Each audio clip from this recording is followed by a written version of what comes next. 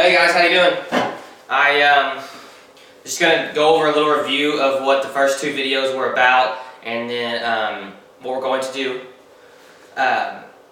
We have learned the causes, comparisons, and the peace efforts, and the consequences of the Vietnam War, plus the backlash and the public perception that happened here in the United States. Excuse me. Just remember a few things. Remember that North Vietnam fired on two U.S. ships on August 2nd and 4th in 1964. And then in March 1965 is when the United States actually sent troops into Vietnam.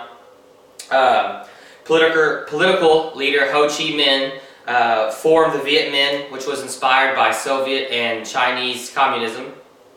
At this time, when the United States entered the war, the Cold War between the United States and Soviet Union was at an all-time high, and it was intensifying, as well was the domino theory, which stated that one Chinese country became communist, all of them would, like a set of dominoes. That's what our government believed would happen.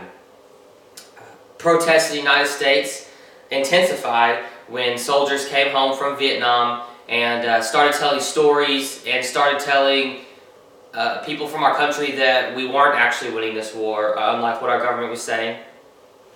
At this time, over 500,000 Americans had been in Vietnam, with over 15,000 killed and over 100,000 wounded.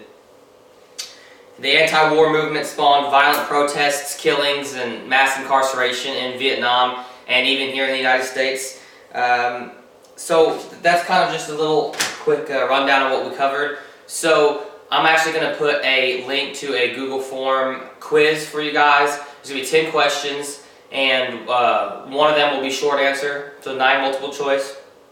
And then I'm also going to do that, and then I'm also going to put a link to my Symbaloo, just in case anybody wants any more information on the Vietnam War, or really anything else. I got a bunch of links there you guys can go to and research more on your own.